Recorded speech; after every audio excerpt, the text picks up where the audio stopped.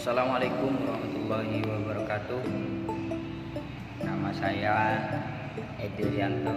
Jadi di sini saya akan presentasikan dan menjelaskan dari beberapa hal yang berkaitan dengan psikologi kognitif, yaitu tentang berpikir. Nah, ini memang sudah tidak asing lagi di telinga. Apa sih itu berpikir? Seperti itu sudah tidak asing, sudah setiap manusia pasti akan berpikir.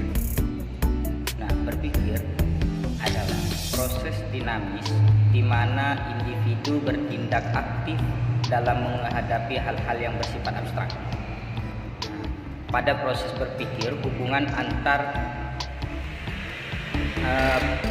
pada proses berpikir, individu membuat hubungan antar objek yang menjadi pokok permasalahan dengan bagian-bagian pengetahuan yang sudah dimilikinya. Terus yang sudah dimilikinya, bagian dari pengetahuannya adalah segala sesuatu yang sudah diperolehnya dalam wujud pengertian-pengertian. Nah, itu pengertian dari berpikir. Nah, terus proses berpikir, yang pertama itu pembentukan pengertian, kemudian yang kedua pembentukan pendapat, yang ketiga penarikan kesimpulan atau pembentukan keputusan. Jadi ada 3 proses berpikir, yaitu pengertian, pendapat, kemudian keputusan. Nah, yang pertama pembentukan pengertian. Pengertian logis dibentuk melalui 4 tingkatan, yakni menganalisis ciri-ciri sejumlah objek yang sejenis lalu diperhatikan unsurnya satu persatu. Kemudian membandingkan ciri-ciri tersebut untuk ditemukan ciri yang sama dan selalu ada serta yang hakiki. Nah, kemudian mengabstraksikan, yaitu menyisihkan, membuang ciri-ciri yang tidak hakiki dan menangkap ciri-ciri yang hakiki. Kemudian yang D, pembentukan pengertian. Nah, itu dari pembentukan pengertian. Kemudian yang kedua, pembentukan pendapat. Pembentukan pendapat yakni meletakkan hubungan antara 2 buah pengertian atau lebih. Kemudian pendapat yang dinyatakan dalam bahasa disebut kalimat yang terdiri dari pokok kalimat atau subjek, sebutan, dan predikat. Nah, di sini ada 3 macam pendapat. Ada 3 macam pendapat. Yang pertama, pendapat afirmatif atau positif. Pendapat yang mengiyakan secara tegas menyatakan keadaan sesuatu. Misalnya si Ani itu rajin, si Wawan itu pandai. Nah, jadi pendapat afirmatif atau positif, pendapat yang mengiyakan. Jadi memang si Ani itu rajin, si Wawan itu pandai, si Wawan itu pintar, itu misalnya. Kemudian yang B, pendapat negatif. Nah, pendapat yang secara tegas menerangkan tentang tidak adanya sesuatu sifat pada sesuatu hal. Misalnya si Wawan itu tidak bodoh. Nah, si Ani tidak malas. Kemudian yang C, pendapat modalitas atau kebarangkalian. Pendapat yang menerangkan kebarangkalian atau kemungkinan sesuatu sifat pada sesuatu hal. Misalnya hari ini mungkin hujan. Itu pendapat. Mungkin hujan. Tadi memang masih belum hujan, tapi hari ini pendapat mereka itu kemungkinan mungkin nanti hujan. Gitu. Terus yang ketiga, penarikan kesimpulan atau pembentukan keputusan.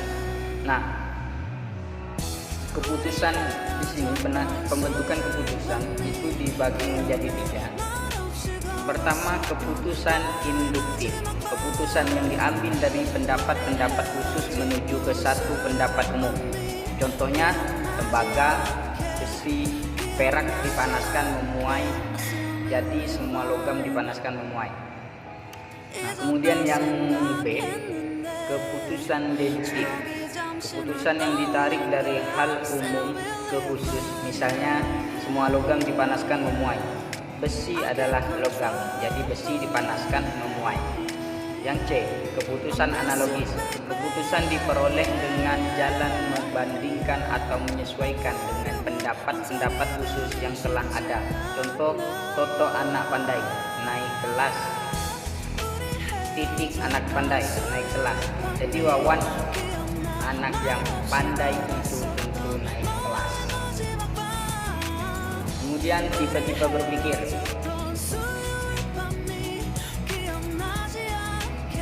A. Berpikir reflektif. Berpikir reflektif adalah kemampuan individu di dalam menyeleksi pengetahuan yang pernah diperolehnya yang relevan dengan tujuan pemecahan masalah serta memanfaatkan secara efektif di dalam memecahkan masalah. Apabila seorang individu ingin mencapai suatu tujuan, ia harus dapat memecahkan masalah-masalah yang menghambatnya. Apabila individu dapat menemukan cara-cara untuk mengatasi hambatan yang ada dan akhirnya dapat mencapai tujuan yang diharapkan, maka berarti individu sudah melakukan berpikir reflektif. Di dalam berpikir reflektif, tidak semata-mata tergantung pada pengetahuan yang ada pada masing-masing individu, karena adanya perbedaan individual. Ada yang dapat memanfaatkan pengetahuannya untuk memecah masalah, ada yang tidak dapat.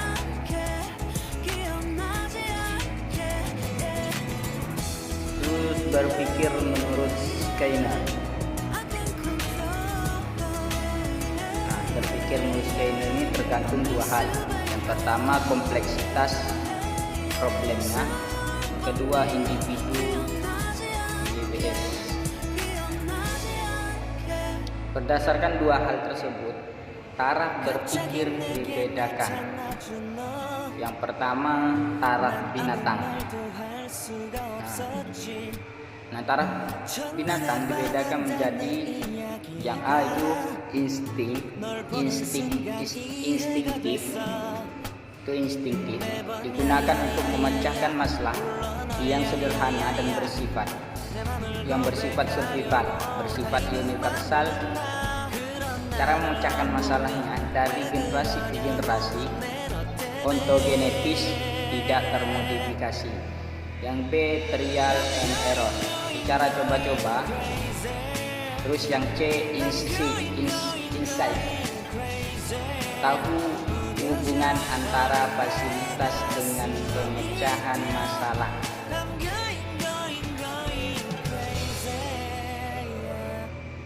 Yang kedua, taraf manusia, secara insight. Yang taraf manusia, yang A itu secara insight. Yang B, hasil pemecahan masalah dapat digunakan sebagai dasar perencanaan dan estimasi pada masalah-masalah lain.